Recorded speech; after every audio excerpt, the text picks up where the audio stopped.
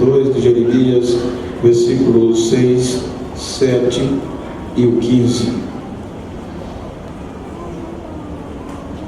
Versículo 6, o 7 e o 15, está escrito: disse, pois, Jeremias: veio a minha palavra do Senhor, dizendo: eis que Hananiel, filho de Salom, teu tio, virá-te, dizendo: compra para ti a minha herdade que está em Anatote, pois tens o direito de resgate para comprá-la. Versículo 15: porque assim diz o Senhor dos Exércitos, o Deus de Israel: ainda se comprarão casas e campos e vinhas nesta terra. Amém? Soberano Deus e eterno Pai, te louvo por esta noite me dar uma lição física e espiritual para ministrar a tua palavra. Abre os nossos ouvidos para entendê-la em nome de Jesus. Aqueles que podem, tornem os vossos assentos.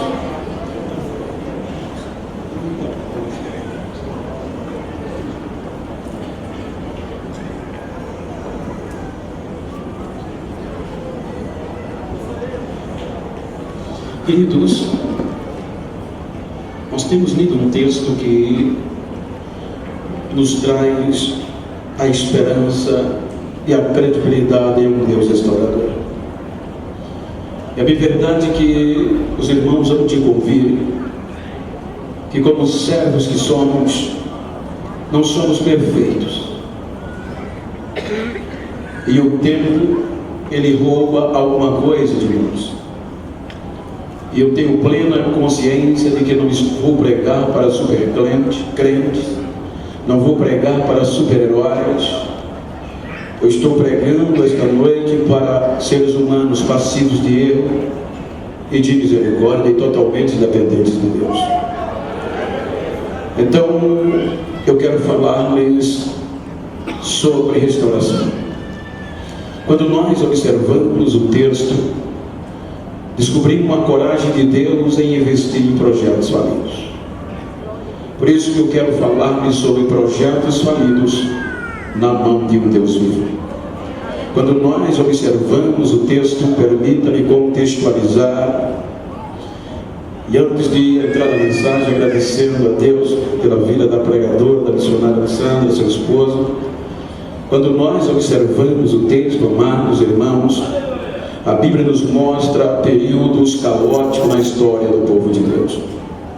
Quando nós lemos o capítulo 23 do livro do Êxodo, a Bíblia nos leva que Deus propôs uma aliança de fidelidade entre ele e o seu povo. A Bíblia diz que Deus pediu a Moisés para que advertisse e propusesse ao povo este pacto. E quando Moisés transmite a proposta de Deus ao povo, o povo por unanimidade aceita a proposta. Então Deus prometeu ser fiel ao seu povo e o povo prometeu ser fiel a Deus, independente das circunstâncias. O interessante é que, com o passar do tempo, a Bíblia nos mostra que Israel, depois que Deus colocou na terra prometida, Israel desviou-se do caminho de Deus. O pacto de fidelidade foi quebrado pelo povo, mas Deus continuou sendo fiel. A ponto que a Bíblia nos leva que, quando chegou um período tão caótico na vida do povo de Deus, o reino do norte já havia sido devastado, o reino do sul, o coração, a menina dos olhos de Deus, Jerusalém, foi ludibriado por um período caótico sem precedente. A insensibilidade, a falta de comprometimento, o pecado assolou desde o palácio à choupana, desde a nobreza ao mais pobre. A insensibilidade permeou no meio do povo de Deus e já não havia mais temor, já não havia mais coragem, já não havia mais espaço para Deus trabalhar no meio do povo. E Deus não queria abrir mão deste relacionamento e desta intimidade. Então agora a Bíblia mostra que as 4 camadas principais do povo estavam corrompidas por esta insensibilidade. Deus não tinha liberdade de falar mais por meio dos profetas, porque os profetas também já não tinham mais credibilidade para ministrar o oráculo de Deus. A classe sacerdotal já não havia mais subsídios para que pudessem estimular-se a levar o povo ao sacrifício. A camada nobre estava tão consciente e preocupada com o contexto da administração que não estimulava mais o povo a voltar a Deus. Então a classe social, o pecado estava assolando na vida de cada um de uma forma aterrorizadora. Então é quando Deus dá uma visão ao filho de um profeta Amós, por nome de Isaías.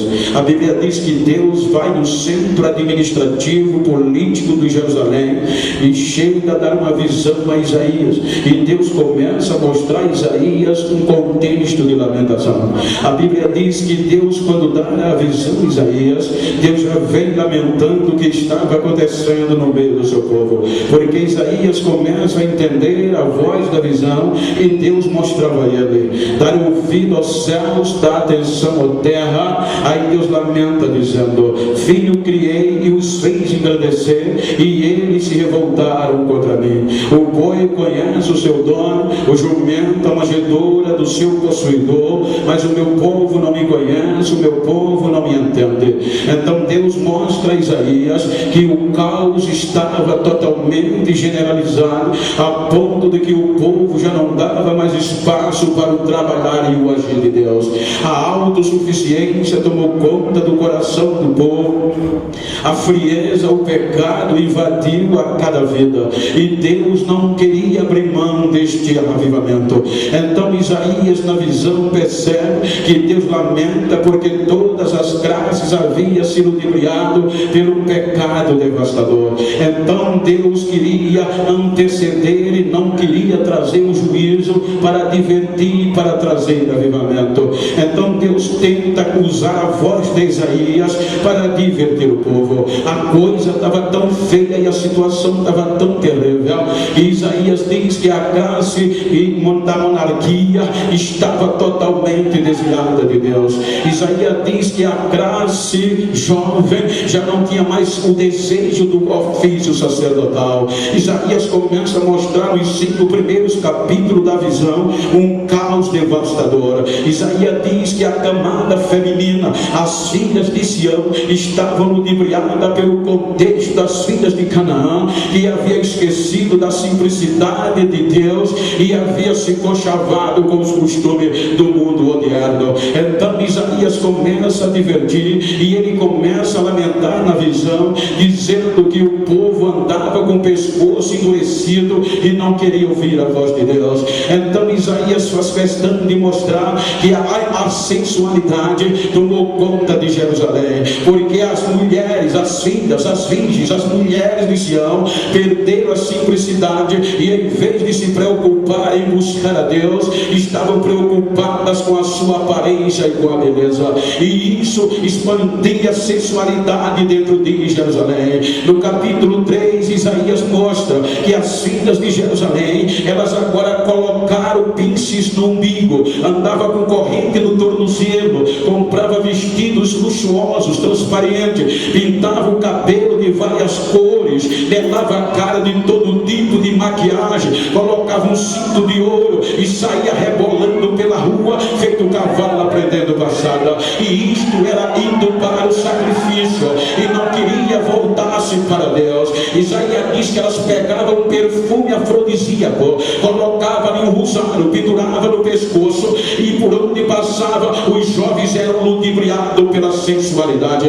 Então a simplicidade foi embora, e Isaías diz que elas endureciam o pescoço e não queria se voltar para Deus. Então no capítulo 3, versículo 24, a mensagem já sai da advertência e entra para o juízo, porque Isaías diz: escuta o que diz o Senhor a Jerusalém, no lugar do perfume eu vou colocar carniça, no lugar do cinto eu vou colocar uma corda, no lugar do vestido lirilinho eu vou colocar pano de saco, no lugar dos cabelos pintados eu vou tocar fogo, e no lugar da cara pintada eu vou queimar, e os jovens prostitutos eu vou matar a espada, para saber que em Jerusalém ainda Deus de santidade. Então Isaías, ele adverte Jerusalém acerca da insensibilidade.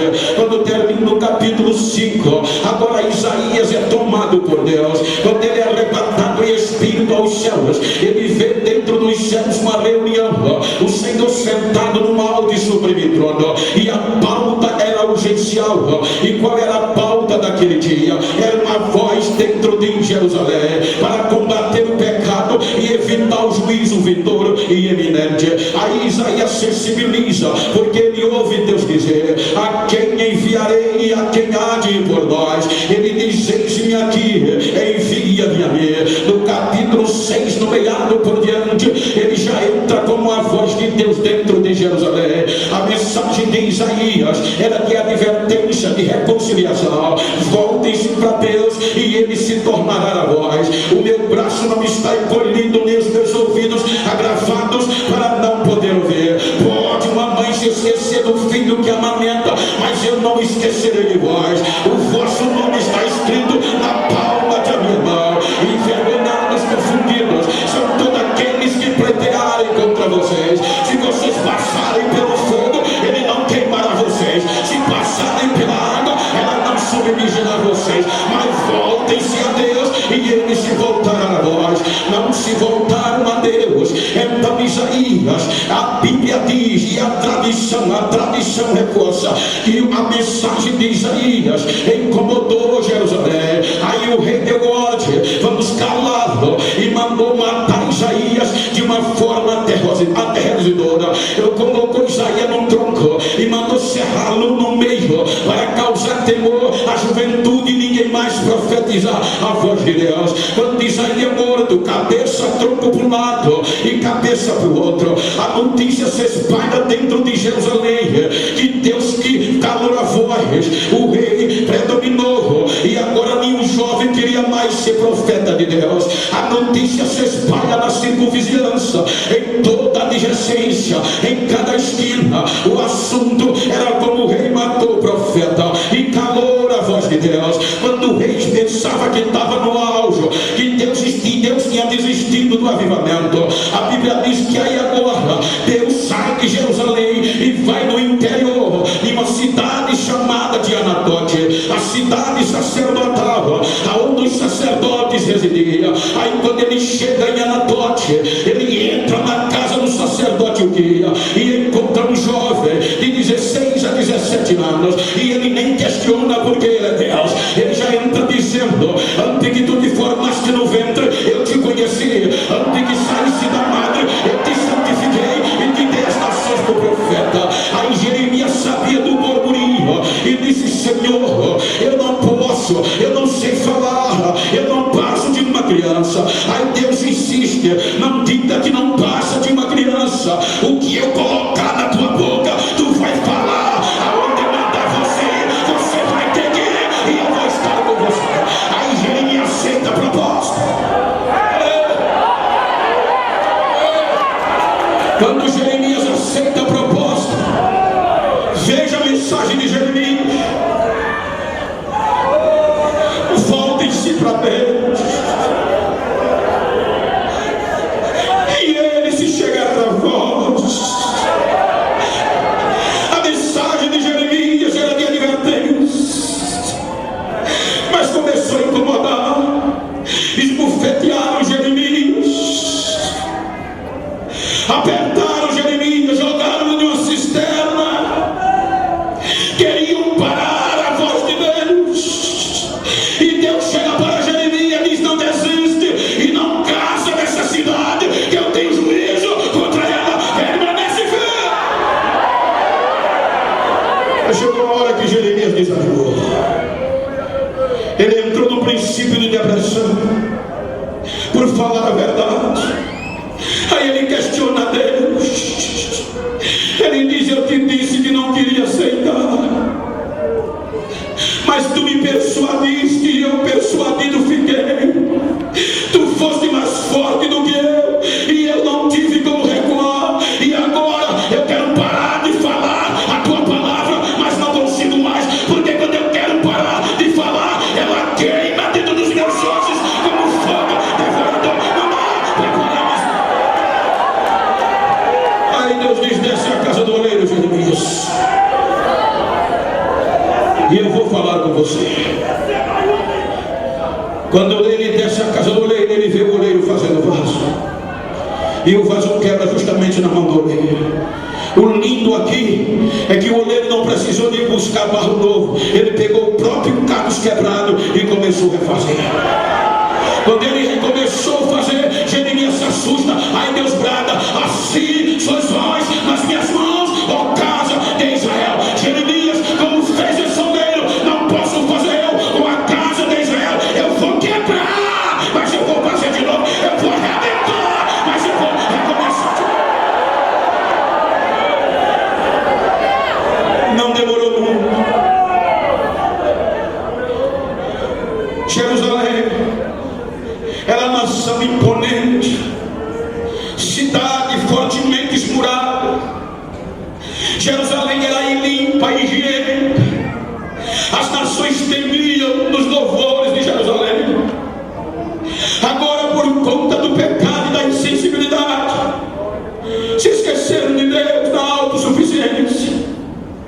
Aí agora Deus leva Nabucodonosor e o seu exército sentia Jerusalém, cerca Jerusalém. Agora os mais ricos iam empobrecendo e os mais pobres iam morrendo de fome. O cerco foi terrível. Ninguém saía, ninguém entrava. Não entrava alimento, não tinha exportação e nem tinha importação. Agora os mais pobres, sem ter como sobreviver, morria de fome no meio da rua. Aqueles que tentavam escapar eram os mortos em volta de Jerusalém. O salmista, no Salmo 79, ele faz um hino de loucura e de tristeza. Ele diz: Senhor, estão invadindo a tua herança, estão matando os teus servos, o sangue deles está correndo como água em volta de Jerusalém e não tem quem o sepulte. A carniça entrou dentro de Jerusalém. A putrefação. Os soldados comiam pedaços de sapatos, os soldados comiam pedaços de escudos para matar a fome. E Deus, de braços cruzados, os caldeus entraram dentro de Jerusalém, arrebentaram com tudo. Jeremias começa a lamentar e a dizer: Senhor, a nossa casa passou a estranho e a nossa terra a forasteiros. Olha até que ele diz: as virgens estão sendo violentadas e as mulheres de Judá estão sendo estupradas. Eles estão matando os teus servos e os teus príncipes. Eles entraram arrebentando, derrubaram as casas dos nobres, derrubaram o palácio e derrubaram o santuário. Aí isso doeu. O santuário era o maior orgulho dos judeus. Foi lá que Deus disse: os meus olhos estão fitos e os meus ouvidos atentos às orações que se fizerem neste lugar. Quando eles viram o templo ruído, pegando fogo, destruído, eles perderam a esperança, porque era naquele santuário que jovens no ministério levítico doavam a vida a Deus para adorar. Era naquele santuário que músicos como esta banda aqui passavam 24 horas sem comer, sem beber, enquanto Israel estava na guerra. Eles não tinham descanso enquanto Israel estava sendo ameaçado. Quando a glória de Deus estava dentro, eles estavam cheios, pingando azeite, ensaiando, cantando, adorando e esperando Deus agir. O exército de Israel no campo de batalha ia perdendo a guerra. O general desesperava, mas não perdia a esperança, porque sabia que tinha uns adoradores que faziam a diferença em Jerusalém. Quando os inimigos prevaleciam em um número bem maior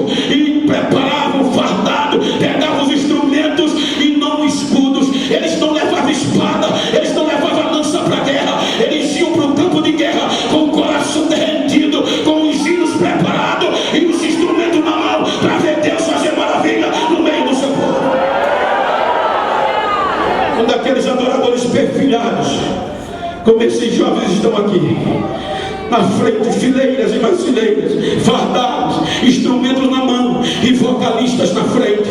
Agora, quando o general via, o general e o exército se alegravam, porque sabia que a situação ia mudar. Aí ele pegava o grupo de adoradores e mandava para a primeira fila, ia na frente do exército, no meio do vale. Quando o inimigo dobrado o número do Israel, vencendo, quando eles iam os adoradores fardados, perfilhados, sem espada, sem escudo, aí eles se assustavam. O que era que eles iam? Os instrumentos nas mãos e os vocalistas na frente. Aí os inimigos paravam. Quando eles paravam, aí os adoradores começavam a invocar a Deus, e eles começavam a louvar a Deus na presença dos seus inimigos. Eles não cantavam hino de moda, eles não estavam preocupados com forró, nem com hino de sucesso. Eles cantavam as maravilhas que presenciaram Deus fazer no meio do seu povo.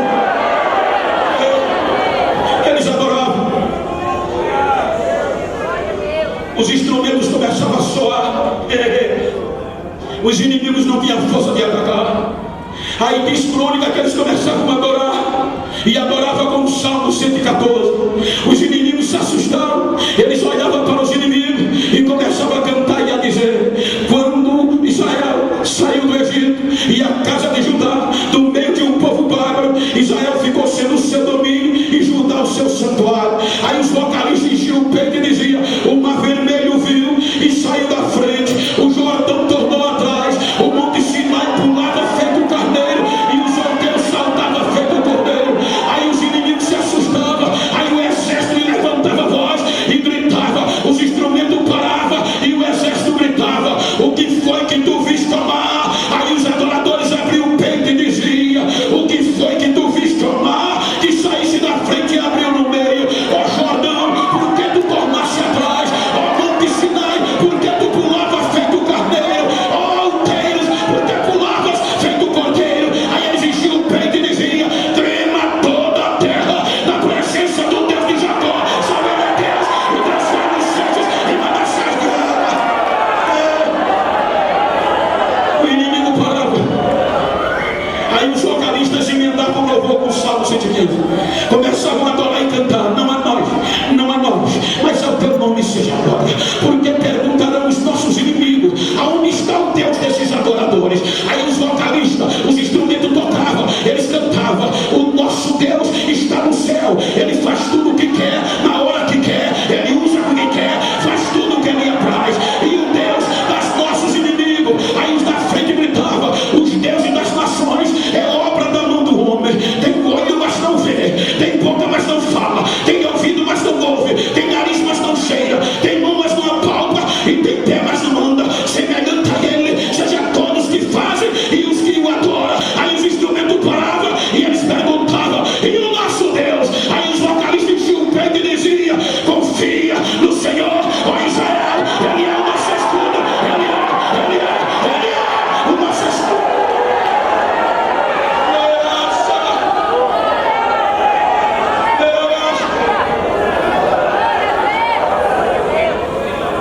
Crônica está escrito: Deus recebia a adoração e entrava no meio da guerra. A Bíblia diz que Deus confundia os inimigos de Israel. Agora, em vez dos inimigos invadir Israel, eles começavam a matar um ao outro, a autodestruição. Aí os adoradores vinham como diz o nordestino, a bagaceira, a bagunça lá. Quando os adoradores viam os inimigos se matando, aí eles começavam a ouvir, eles olhavam, aí via a calça subir para cima, pegando fogo, espada sendo quebrada, lança arrebentada. Aí eles se viravam para o exército.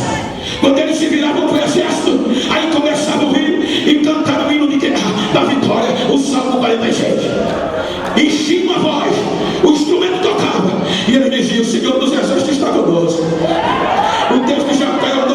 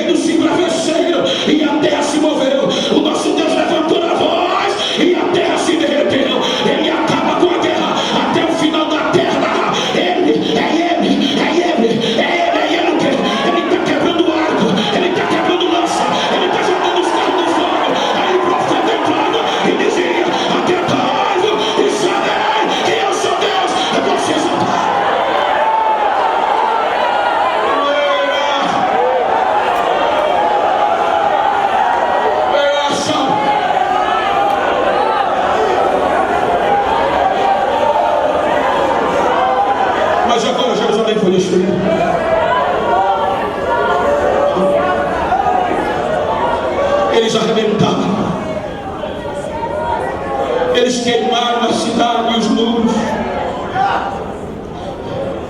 E agora os judeus foram levados como escravos.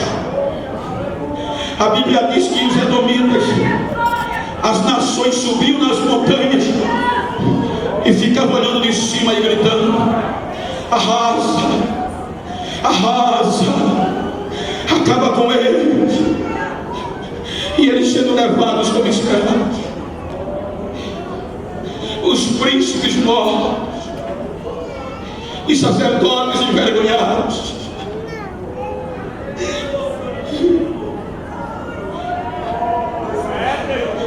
foram levados para a Babilônia.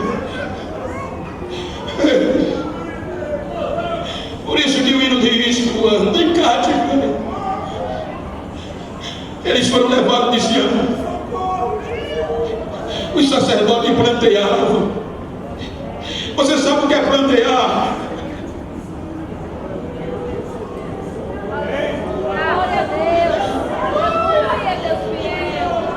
É um choro de vergonha, sem esperança, a cidade destruída, os muros queimados e as portas, a menina dos olhos de Deus levada para a Babilônia sem esperança de retorno. A situação foi tão grave que quando eles chegam na Babilônia, uma das primeiras coisas que os adoradores fazem é perder a esperança. Eles pegam os instrumentos musicais e penduram nas árvores e salgueiros da Babilônia. Eles não tinham mais esperança de voltar. Ei, graça para todos. Israel agora era um projeto falido. A terra assolada, a terra destruída, a crise perdurou. Aí Jeremias começa a chorar. Jeremias, quando vê a situação, ele diz: Senhor, os nossos jovens não cantam mais. O cântico deles tornou-se em lamento. Os nossos adolescentes estão sofrendo e a pele enegrecendo. A coroa caindo da nossa cabeça. Converte-nos a ti, Senhor, e nós nos converteremos. Senhor, renova os nossos dias como dantes.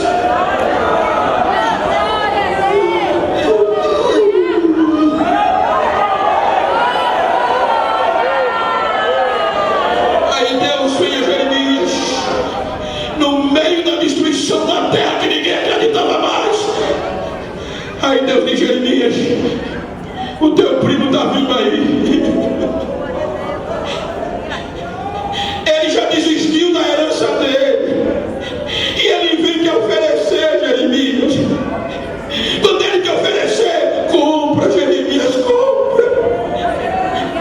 Que ainda vão se plantar vinhas aqui de novo, ainda vão se vender campos. Compra, Jeremias.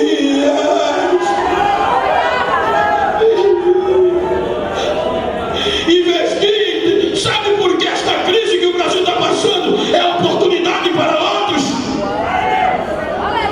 Porque o melhor momento de investir era em tempo de crise. E no tempo de crise só investe quem tem. Está baratinho. Aí Deus disse: compra, Jeremias. Compra, vai ter jeito ainda. Deixa comigo. Acredita?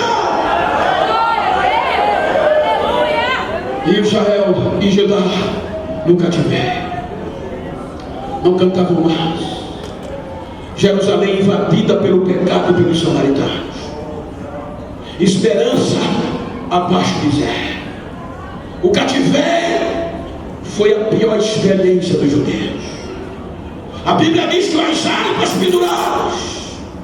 Mas chegou um dia, quase com 70 anos, Ninguém acreditava, mas já havia esquecido.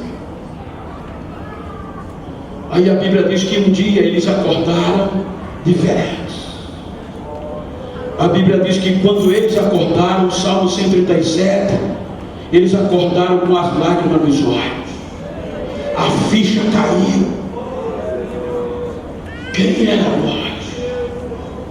E aonde nós estamos? O que nós fizemos pegando contra o nosso Deus? Aí as lágrimas caíram.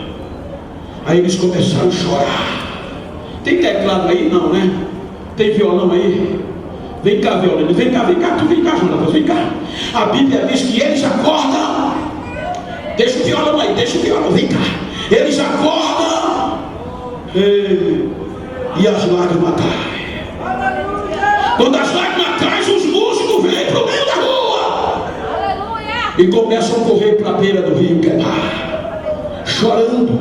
Quando eles chegam na beira do rio Quebar, as lágrimas caindo, eles botam o joelho no chão e jogam a cara no pó.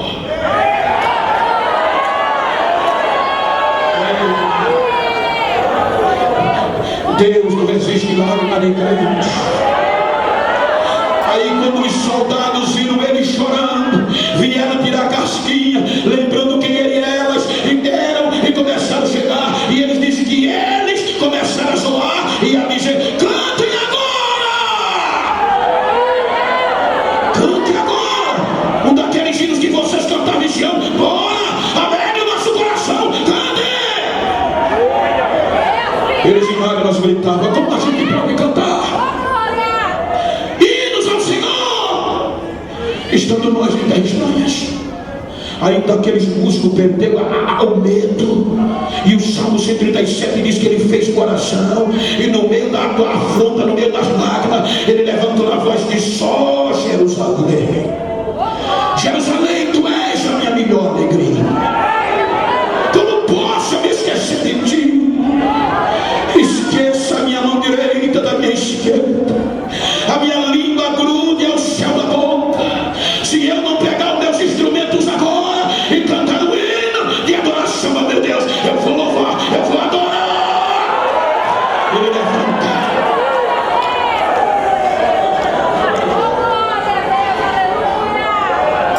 Aí ele vai pegar os instrumentos, pega o violão.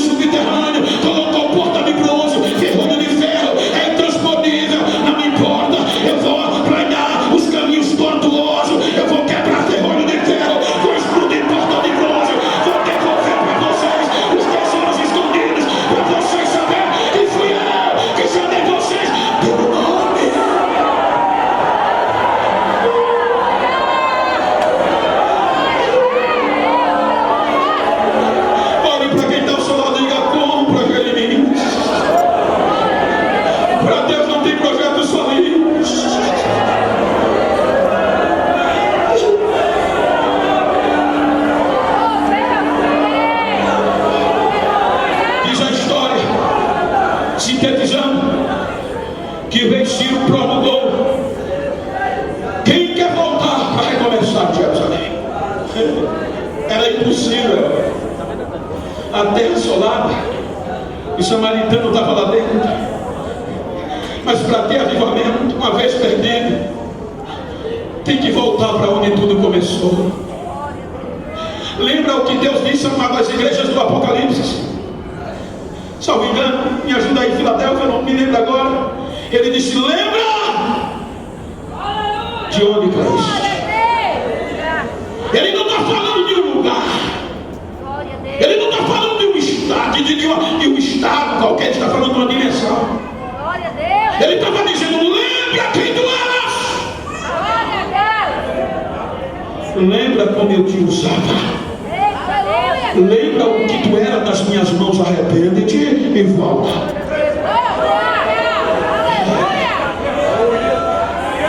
Volta a praticar as obrigações. Escuta, o rei Ciro pegou as melhores sementes da Babilônia, as mais produtivas, e deu a cada família um saco para recomeçar pela boca. Cerca de 50 mil judeus liderados por Zorobabel.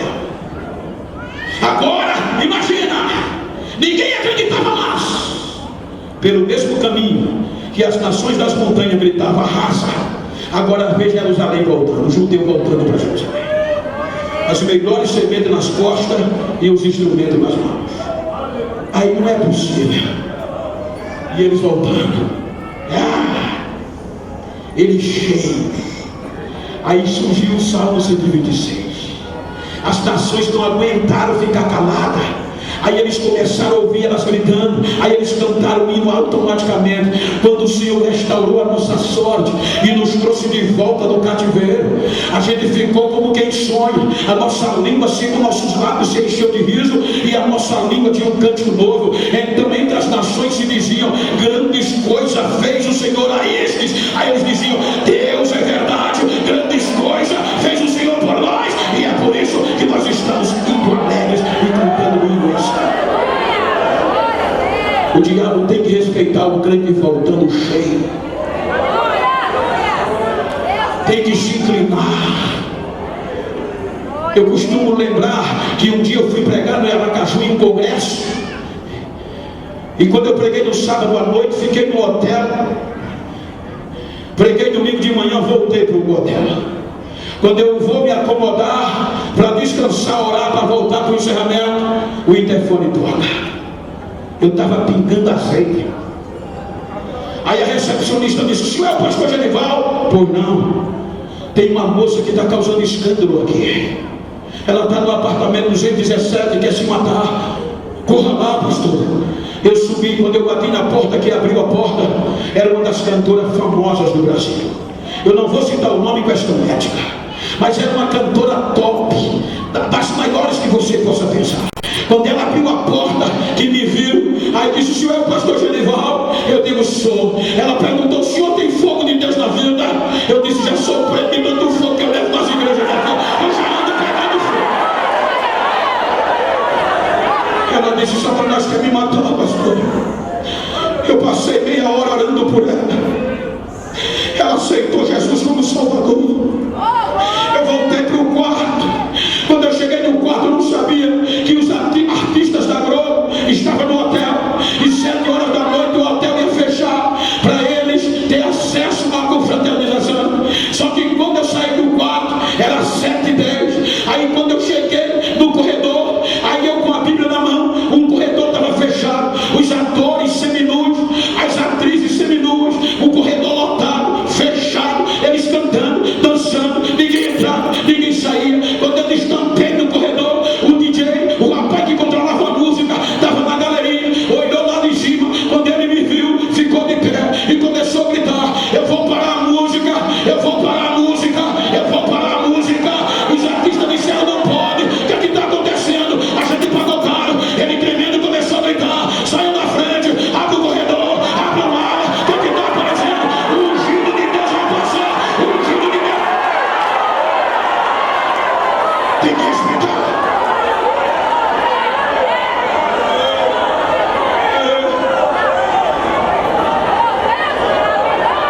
Eles chegaram em Jerusalém. Dá para você dizer para quem está ao teu lado: estou voltando. Está entendendo o que eu estou dizendo? Estou voltando. Eu acho lindo que um dia perguntaram para John Wesley: John, o que é que você tem para juntar tantas pessoas para te ouvir? Ele disse: é simples. Primeiro eu toco fogo em mim, e depois eu vou tocar fogo nos outros. Eu vou encher os outros. Então diga para quem está ao seu lado: hoje eu vou te incendiar.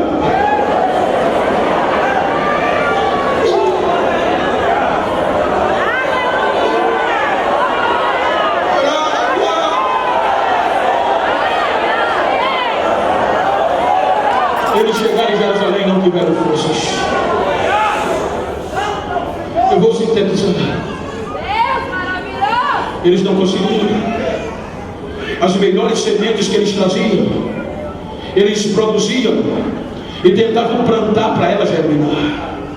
Chegavam na área mais produtiva, jogavam uma semente, a terra estava seca, desolada, e ela não germinava. Aí eles começaram a chorar e pedir a Deus: restaura a nossa sorte como as torrentes do Negueb.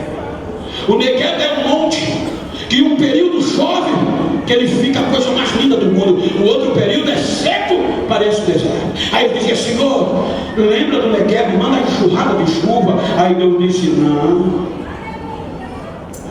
chuva não, a terra está seca.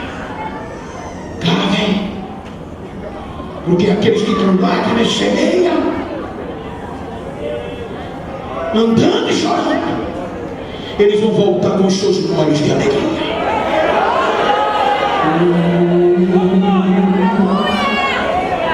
Mas eles não conseguiram. Os samaritanos estavam arrebentando lá dentro. Eles não tiveram forças. Para chegou o tempo. Aí um grupo volta para Suzã, desesperado, visitar os parentes. Aí quando Neemias vê Hanani, seu irmão, pergunta: me conta, Hanani, como é que está Jerusalém? Como é que estão os irmãos que escaparam do cativeiro? Aí Hanani começa a chorar e dizer: estão em vergonha, o pecado está assolando, os muros derrubados, queimados, as portas a fogo. Aí Deus toca no coração de Neemias para vir para Jerusalém para recomeçar. Porque para recomeçar, lembra que eu disse que o tempo abre algumas brechas em nós? Lembra que eu disse que para recomeçar tem que voltar para onde tudo começou? Aí Neemias chega em Jerusalém, assusta. Ele vai para o lado norte, só vê monturo. Por onde recomeçar?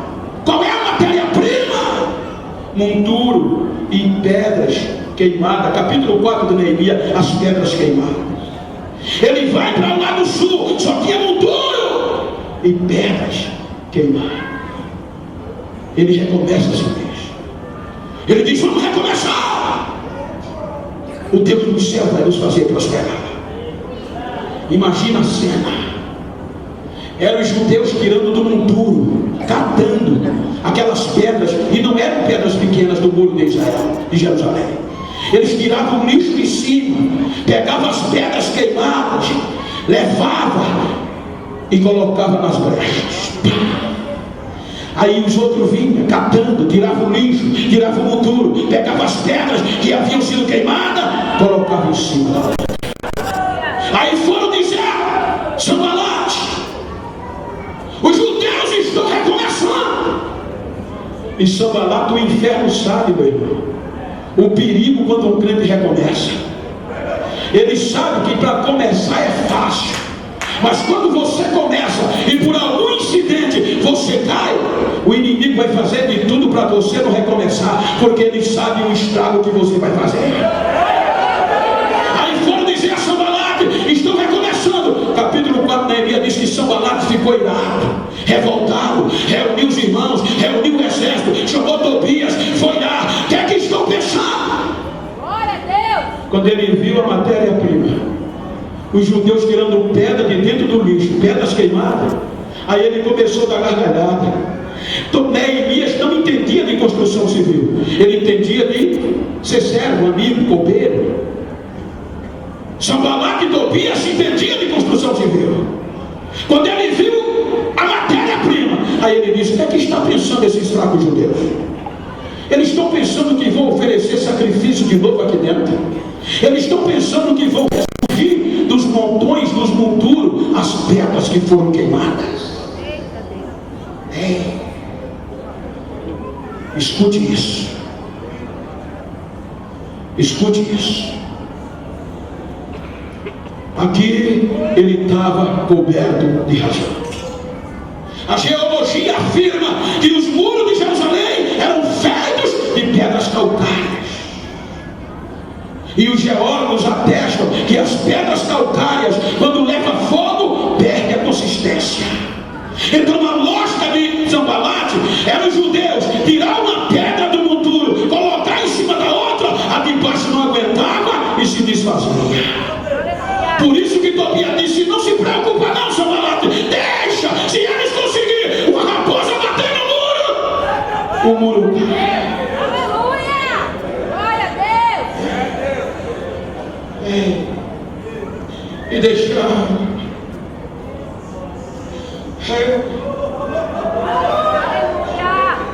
É aqui que eu quero concluir essa mensagem. É aqui que a psicologia diz que é impossível recomeçar quando o inimigo tem razão. A psicologia diz que quando alguém está no ápice dos seus sonhos, quando o projeto é perfeito, mas quando chega alguém com palavras pejorativas e as palavras são verdadeiras,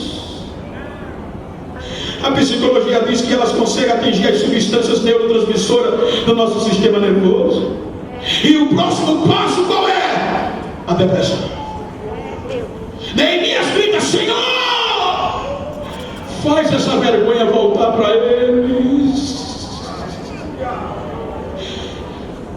Eu falei que eu não estou pregando para supercrentes.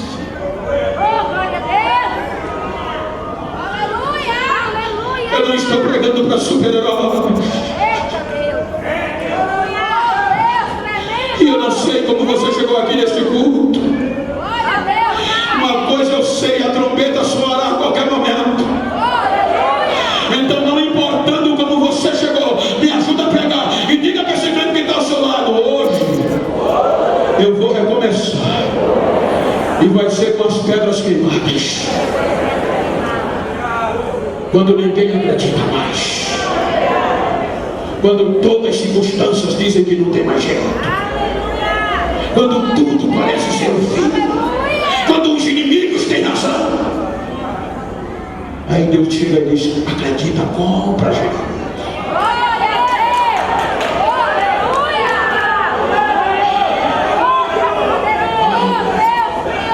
Eu estou pregando a palavra de um Deus que ainda trabalha com pó.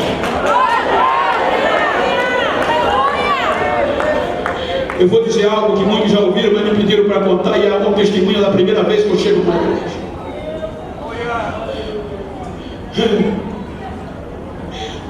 Sabe por que eu corri para a igreja? Porque para minha família eu era um projeto de família.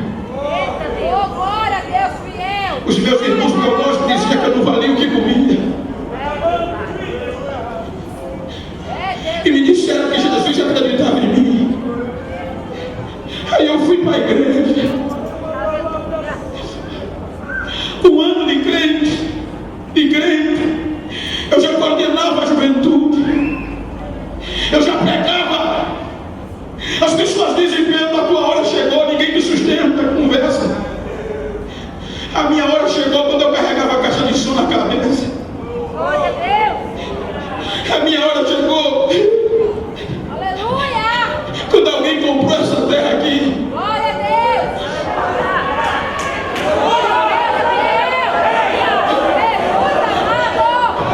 Aí um culto normal.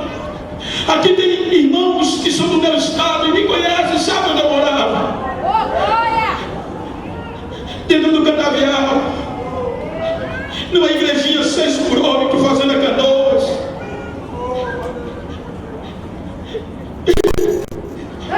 Aí o pregador foi pregar no culto de domingo, e no meio da mensagem ele olhou para mim e disse: Genival, fica de pé.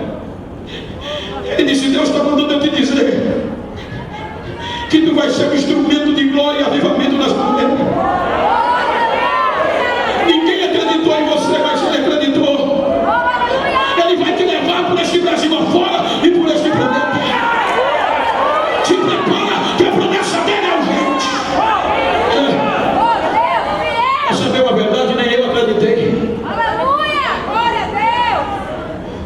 Glória a Deus, se você tivesse lá, não tinha dado, minha irmã. Dentro da cana, pobre.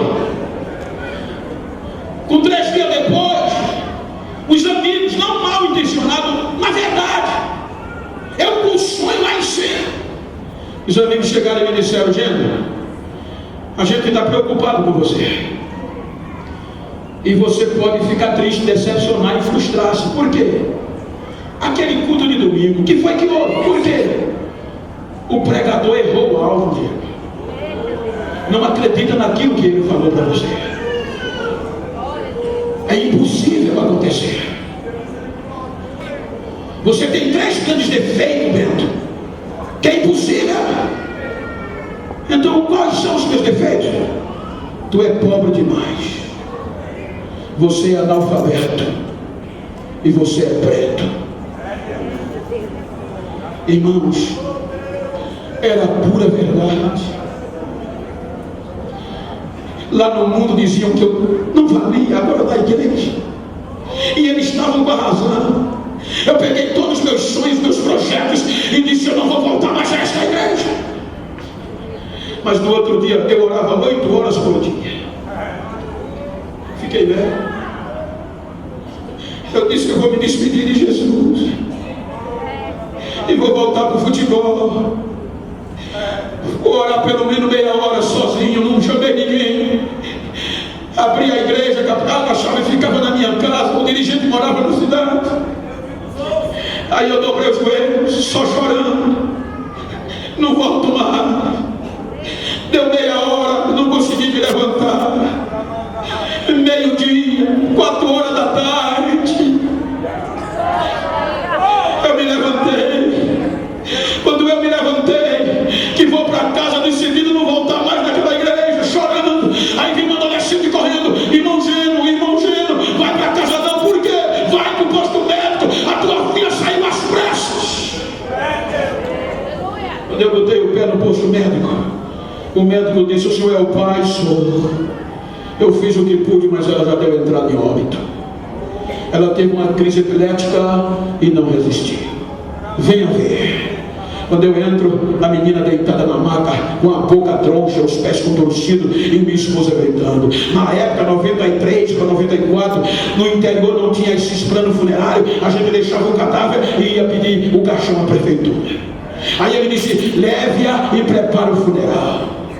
Aí eu peguei a menina no braço, morta, 9 anos, a minha esposa gritando atrás de mim. Aí eu saio do posto médico, aí as pessoas me levam a cabeça: cadê o teu Deus? Eu chorando, quando eu vou entrando para a rua de casa, o Espírito Santo falou aqui e disse: não vai para casa não. Vá para onde você estava orando, que eu vou te mostrar quem sou eu. Eu vou te mostrar que eu não dependo do que o homem diz para fazer o que eu quero. Eu não dependo da razão do homem para usar quem eu quero. Vai-te embora para onde você está orando. Aí eu passei direto. Aí foram dizer: o doutor, ele doido. Cheguei na igreja, abri a porta, tinha deixado a aberta, joguei a menina no chão e caí em cima. Acabou, acabou, acabou, acabou. Aí a voz de Deus entrou. Fui eu que me trouxe aqui. E eu te trouxe aqui para te dizer que a minha proposta ainda está de pé. Fui eu que te tirei do monturo e vou fazer você sentar entre os príncipes. E para você saber que eu sou Deus que acredito em quem ninguém acredita, olha o que eu estou fazendo. Quando ele disse assim, a menina deu um pulo: pai, pai, pai, pai, pai, pai. Quando eu olhei para trás, estavam indo todas as enfermeiras vizinhos. O doutor regalou o olho: seu Genival, o que aconteceu? Eu enchi o peito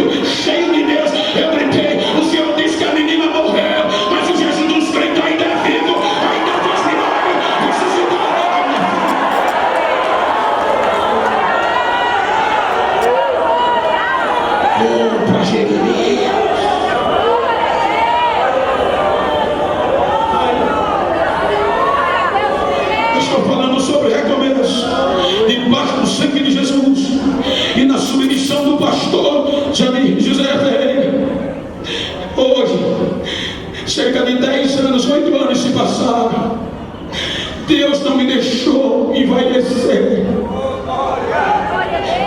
Se você ligar para o meu pastor até hoje, ele sabe aonde eu estou. Hoje, o meu sonho era conhecer São Paulo. Hoje o povo diz que São Paulo é o quintal da minha casa. Recebo vários convites. Já recebi convite para morar nos Estados Unidos. Ainda este ano já fui 10 vezes e tem mais 3 agendas para ir este ano. E o outro ano já está também um bocado de agenda. A Europa é caminho de estrada. O Japão já está me esperando. O Brasil...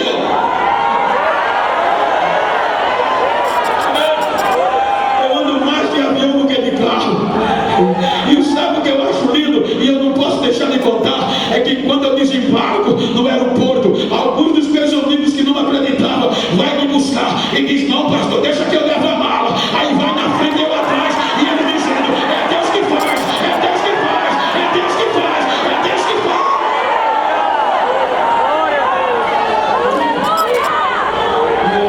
E olha para mim direitinho, eu vou repetir o que eu disse há dias atrás. Não precisei me invocar,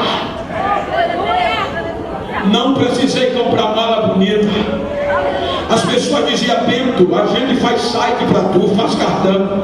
Recebo ligações de pessoas no alto nível, assessor do pastor fulano dos tanto. Bento, deixa eu ser teu assessor para o mundo te conhecer. Não precisa não. Bento, vende DVD. Vem, não precisa não. Mas como é que o mundo vai te conhecer? A minha Bíblia diz que o vento é ministro de Deus. Deixa o vento fazer.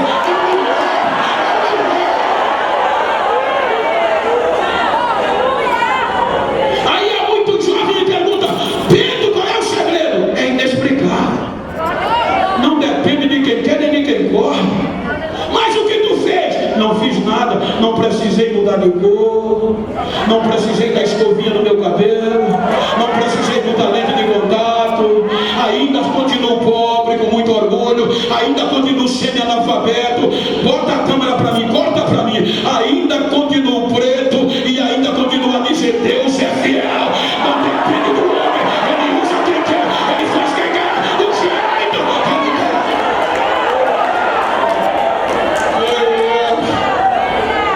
Não demorou muito. Não demorou muito. O muro chegou em cima. Aí o culto de ação de graça. Aí Sambalá que ouviu de Samaria: aleluia! Rosana!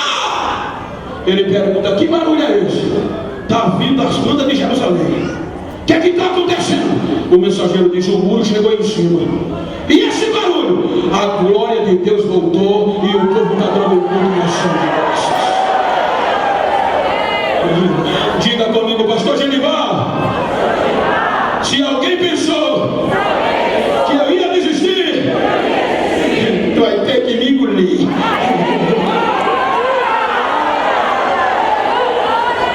Morreu Sambalate, morreu Tobias.